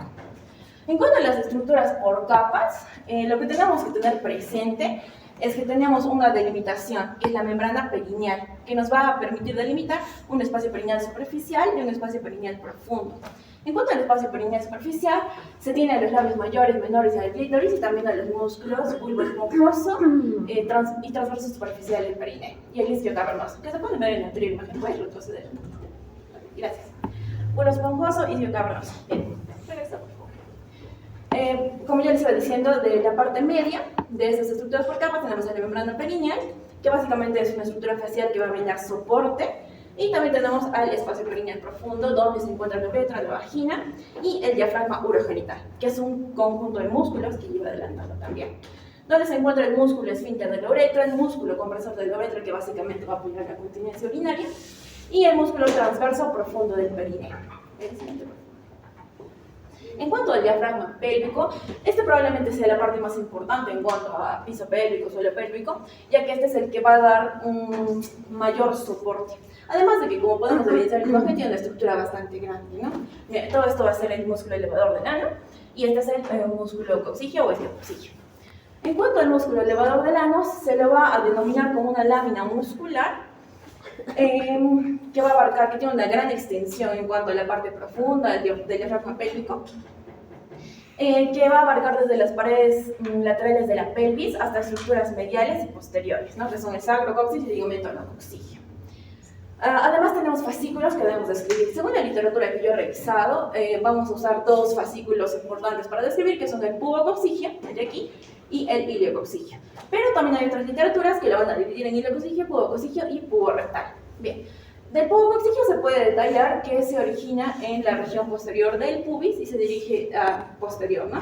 Tenemos fascículos dentro de este pubococcigio, el pubo vaginal, que básicamente le da soporte a la vagina, el pubo perineal, que es muy importante destacar porque tiene una relación con lo que va a ser el puerpo perineal, que se encuentra entre ambos hiatos urogenital y urorectal, bueno, más adelante lo voy a detallar. Pero del cuerpo perineal debemos entender que constituye como un mecanismo de soporte entre el plano superficial, medio y profundo. Entonces, en la parte clínica, si tenemos una lesión a nivel de este músculo o el cuerpo perineal, pues naturalmente todo ese sistema de sostén se ve afectado. También tenemos el otro fascículo que es el pubo rectal y el pubo anal, que básicamente tienen que ver con el sistema de la defecación para la continencia fecal. En cuanto al iliococcigio, este va a permitir el sostén del contenido pélvico, el mantenimiento del contenido pélvico y va a colaborar con los demás componentes del elevador del ano. En cuanto a las funciones del músculo elevador del ano, tenemos al soporte visceral, van a soportar la uretra, la vagina, la vejiga y de forma indirecta al útero. También va a permitir la continencia urinaria, fecal. También permite la resistencia de aumentos a presión intraabdominal, ya sean ante estornudos, ante tos, todo lo que genere maniobras de valsalva, va a permitir que se mantenga contenido todo el contenido de la pelvis, ¿no? Naturalmente, cuando encontramos alteraciones en la parte clínica, por eso que los pacientes pueden venir con quejas de que cuando estornudo se sale un poco de orina o tosen, etc. Y lo más importante, probablemente lo que más vamos a detallar en la parte del curso, es la función obstétrica, ¿no? Ya que el músculo elevador del ano durante el parto va a elongarse, distenderse y relajarse para permitir la salida del neonato por el canal de parto. Y bueno, el otro músculo que debemos detallar es el iliococcigio o isquiococcigio, que, bueno, lo que podemos decir es que se localiza por la parte posterior, bueno, en la parte posterior del elevador del ano, y se va a extender desde la región de la espina ciática hacia el sacro y el coxis. Siguiente, por favor. Bien, en cuanto al cuerpo perineal, lo que yo iba mencionando, esta va a ser una masa fibromuscular que se encuentra en el perineo, localizada entre la vagina y el canal anal. Y funcionalmente, que es lo más importante, este va a ser un punto de estabilización del suelo pélvico. ¿Por qué? Este va a actuar como si fuera un tendón y un punto de convergencia entre músculos profundos y músculos superficiales. Entonces, músculos muy importantes, como por ejemplo son el bulbo esponjoso, el transverso superficial del perineo, el esfínter externo del ano y las fibras del elevador del ano. Entonces, lo que yo iba mencionando, durante el parto, toda la musculatura del piso pélvico se va a descender, elongar. Pero, ¿qué sucede cuando se supera la capacidad de distensión del suelo pélvico durante el parto? Puede haber un desgarro o una lesión del cuerpo perineal.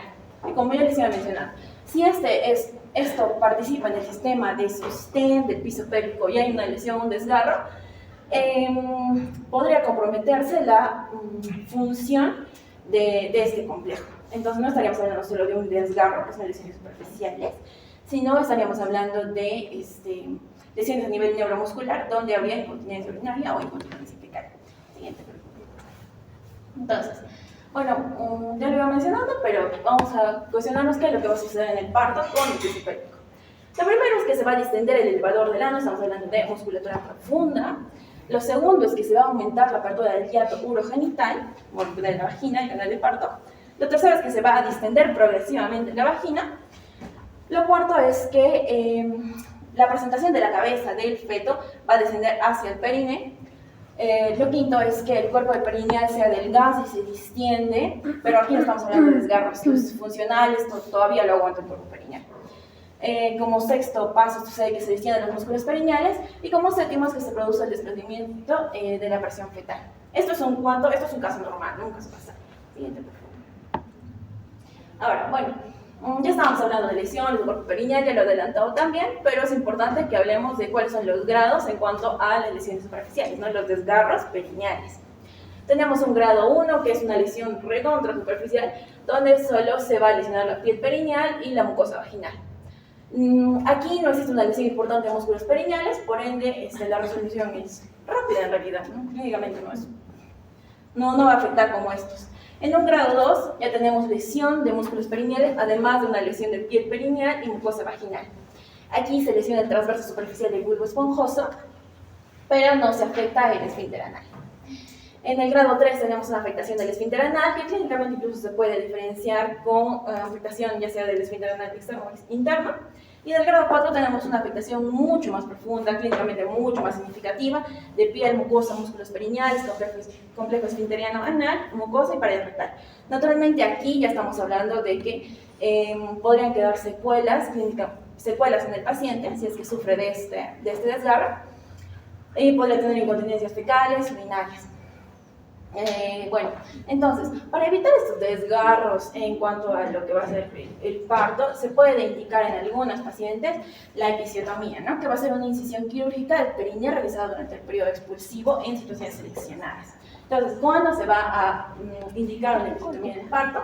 Sea, por ejemplo, en partos muy difíciles donde la cabeza del feto no puede salir, o, por ejemplo, en mujeres que son multíparas, solo cuando el bebé es muy grande y no puede salir, sí se indica episiotomía.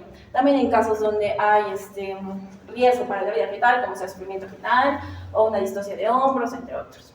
En cuanto a la episiotomía, se va a hacer una incisión medio lateral que va a ir hacia lateral y hacia abajo, y se va a seccionar el músculo transversal superficial y el bulbo esponjoso.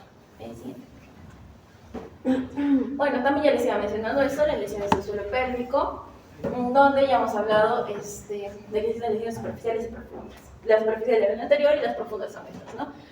Prolapsos de órganos pélvicos e incontinencias urinarias y fecales.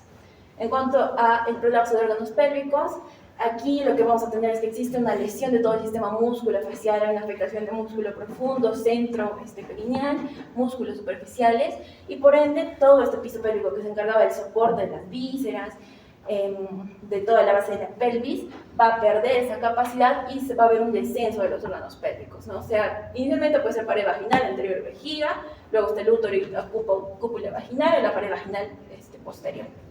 Y en cuanto a las incontinencias, se tienen las urinarias y las fecales, ¿no? Bueno, en cuanto a las urinarias, naturalmente hay una alteración a nivel del hiato urogenital, es por eso que se pierde el soporte uretral y del piso pélvico. Y en cuanto a las incontinencias fecales,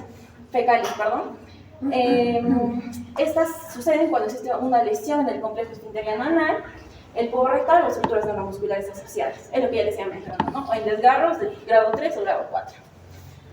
Bien, siguiente, por favor.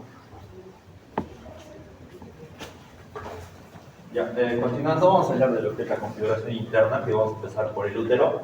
Bueno, a grandes rasgos, el útero va a tener la forma de una pera invertida, la cual va a estar ubicada en la pelvis menor exactamente, entre lo que es la vejiga y el recto, la vejiga por delante y el recto por la parte posterior.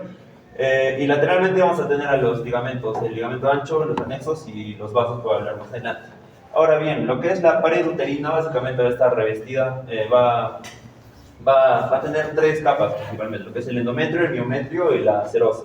El endometrio va a ser el revestimiento interno, el miometrio la capa muscular propia del útero, y lo que es la serosa es un peritoneo visceral externo, que es la parte más externa del útero. Ahora, las partes, principalmente vamos a tener el fondo, que viene a ser la porción superior, que va a ser un poco convexa, lo que es el cuerpo, que es la porción principal, es decir, que va a abarcar el mayor tamaño del útero, el istmo, que va a ser una transición entre el cuerpo y el cuello, que bueno, el istmo viene a ser importante porque durante la gestación se va a distender y esta hiperlaxitud puede producir lo que es desgarro durante el embarazo. Y bueno, finalmente el cuello, que viene a ser la continuación de la vagina, entre lo que viene a ser una transición entre la vagina y el útero.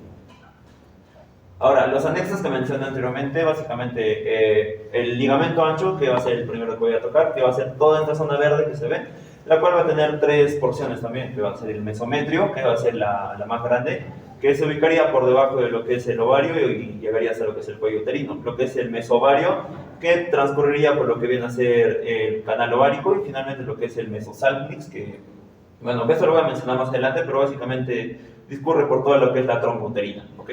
Entonces, lo que es la trompa uterina como tal, como mencioné, va a transcurrir a través de todo el mesosalpinx. Y bueno, va a tener el segmento los primeros segmentos que va a ser la porción uterina, que va a ser la continuación del útero, luego va a ser el istmo, la ampolla, que es donde se va a realizar la fecundación, el infundíbulo y finalmente lo que vienen a ser las fimbrias.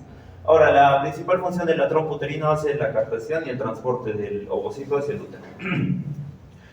Ahora, bueno, las funciones del ligamento ancho en cada una de sus porciones va a ser la suspensión, la unión al útero, y lo que viene a ser el mesovario va a ser fijación del ovario al ligamento ancho.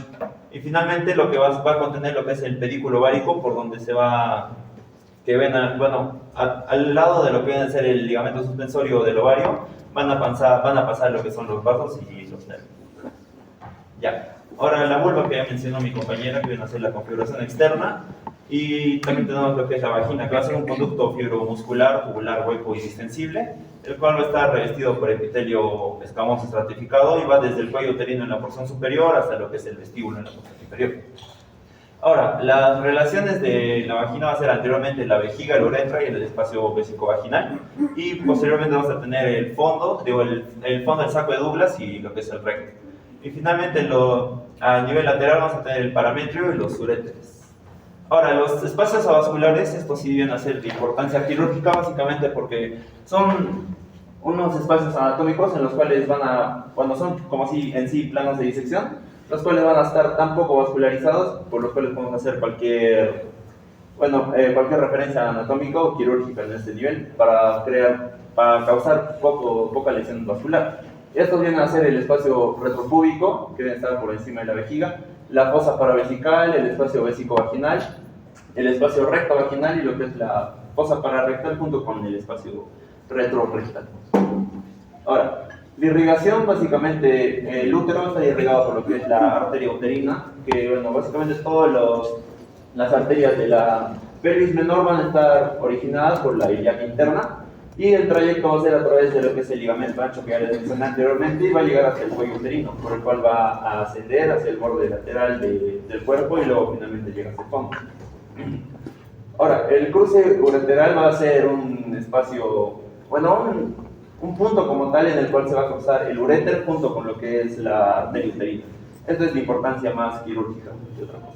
Ahora, las otras arterias de importancia es la ovárica, que como su nombre lo dice, va a irrigar lo que es el ovario, y esta nace, como mencioné anteriormente, de lo que es al mismo nivel que el ligamento suspensor del ovario. Ahora, la vaginal, que desciende por la pared pélvica hasta la vagina, las ramas vesicales y rectales y la pudenda interior, las cuales van a constituir la red vascular pélvica. Ahora, finalmente lo que viene a ser la inervación, pues básicamente vamos a tener lo que es la inervación simpática, parasimpática y una que va a ser más somática que otra cosa. Bueno, la simpática va a producir lo que es el dolor uterino y las aferencias viscerales, la parasimpática que van a ser de los segmentos S2 a S4 y bueno, y el destino viene a ser el plexo hipogástrico inferior y la uterovaginal. Ahora, el nervio pudendo, que bueno, este nace de la raíz S2 a S4 y el trayecto que va a seguir va a ser el foramen ciático mayor, el ligamento cerebroespinoso, foramen ciático menor y finalmente va a concurrir a través del conducto de Alco. Ahora, el nervio pudendo es importante porque al momento del parto se va a anestesiar este mismo, porque es uno de los principales causantes del dolor en el momento, pero eso no quiere decir que vaya a parar como tal el dolor, solo lo va a calmar, ¿no? Ahora, lo que es la inervación vaginal, la porción superior va a ser desde el plexo uterovaginal y el hipogástrico inferior, ¿no? Y lo que es la porción inferior se van a hacer por ramas del pudendo. Ahora, el dolor obstétrico va a constar de un trayecto que va a constar de 3 partes, ¿no? Que va a ser el fondo y cuerpo uterino, que va a causar lo que es el dolor visceral por las vías simpáticas que mencioné, y los ganglios sensitivos vienen a estar originados en la T10 hasta la L1. El segundo lugar viene a ser el cuello uterino, que va a producir lo que es el dolor cérvico-vaginal, mediante lo que es el plexo uterovaginal, que también mencioné, y los nervios esplácnicos a nivel de S2 y S4. Y finalmente lo que es la vagina inferior va a ser por el nervio pudendo, que va a ser la aferencia somática de esta parte. Bien. Para continuar, vamos a hablar de lo que son los tipos de pelvis de Calvert-Muller, que los va a dividir en 4. Primero la ginecoide, que va a ser la más favorable para el parto, y también es la que con más frecuencia se presenta. Vamos a ver que este tipo de pelvis va a tener una forma redondeada y oval, y va a tener tanto los diámetros anteroposterior como los diámetros laterales de una medida similar. Después tenemos el tipo de pelvis androide, que va a tener una forma como de corazón o triangular, y vamos a ver que va a tener una espina isquiática prominente y se presenta en un 20-25% de los casos. Y después tenemos la pelvis antropoide, que va a tener una forma ovalada en el sentido longitudinal, va a predominar el diámetro anteroposterior y también se presenta en un 20-25%. Finalmente la platipeloide, que va a tener una forma más ovalada en sentido transversal y va a predominar lo que es el diámetro lateral y es la que con menos frecuencia se presenta. Siguiente.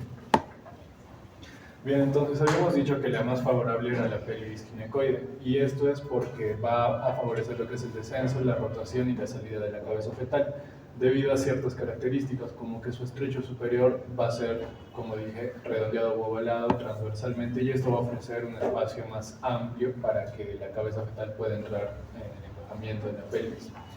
También va a tener diámetros adecuados, que vamos a ver más adelante los diámetros, sobre todo el diámetro transverso y los diámetros anteroposteriores conjugados, que van a permitir una buena adaptación de la cabeza. También va a tener paredes laterales relativamente rectas, que no van a tener estrechamientos, y esto va a favorecer el parto. También va a tener espinas ciáticas poco prominentes, y esto va a dar más espacio en el estrecho medio y va a facilitar el descenso del feto. También va a tener un ángulo subpúbico, que lo vamos a ver más adelante, amplio, y esto va a facilitar la salida de la cabeza y también posteriormente de los hombros. Y finalmente va a tener un sacro amplio y poco curvado, y esto le va a proporcionar un canal pélvico con más espacio. Siguiente. Bien, primero vamos a hablar de lo que es el estrecho superior, que ya lo había mencionado mi compañero antes. Y esta va a ser la entrada a la pelvis menor y va a constituir el límite entre pelvis mayor y pelvis menor. Vamos a ver que va a estar formado por lo que es el promontorio, lo que son las alas del sacro, lo que es la línea arcuata, lo que es la eminencia iliopúbica, el texten del pubis y la cresta, y el borde superior de la sínfisis púbica. ¿Por qué es importante este estrecho? Porque es donde va a ocurrir el encajamiento de la cabeza fetal. Vamos a ver que aquí también vamos a encontrar lo que es el diámetro obstétrico, que es el más importante, y va a medir aproximadamente 10.5 centímetros.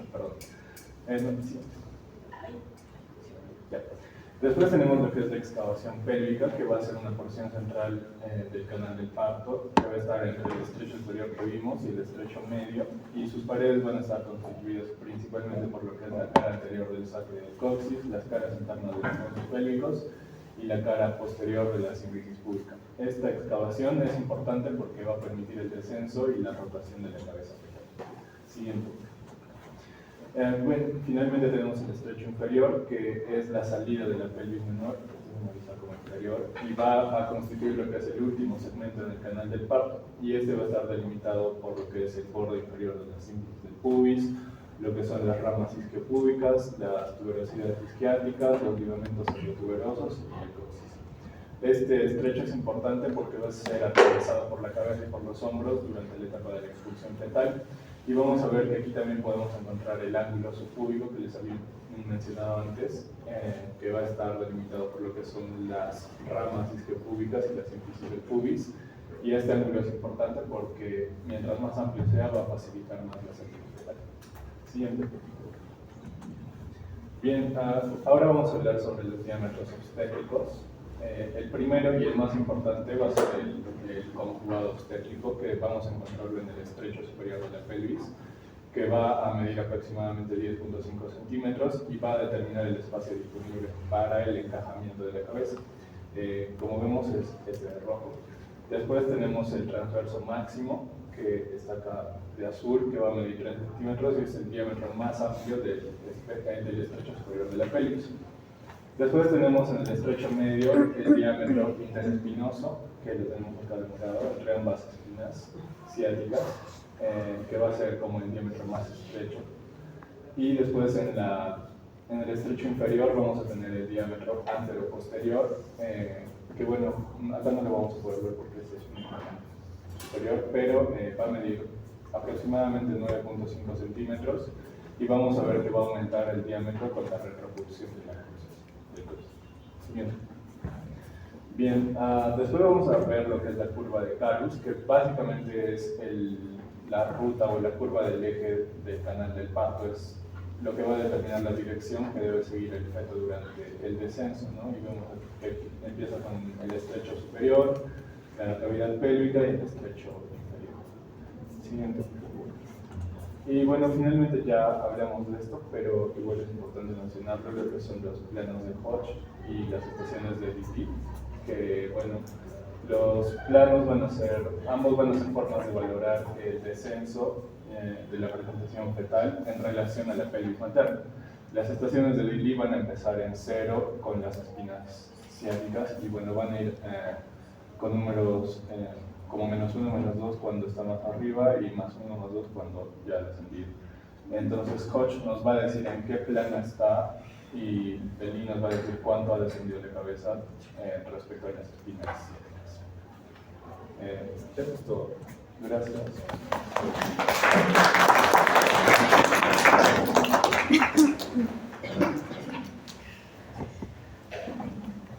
Muy bien, ¿alguna pregunta?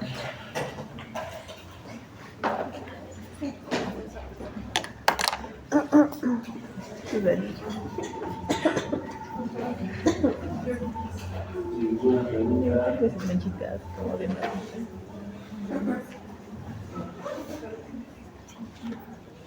Y yo.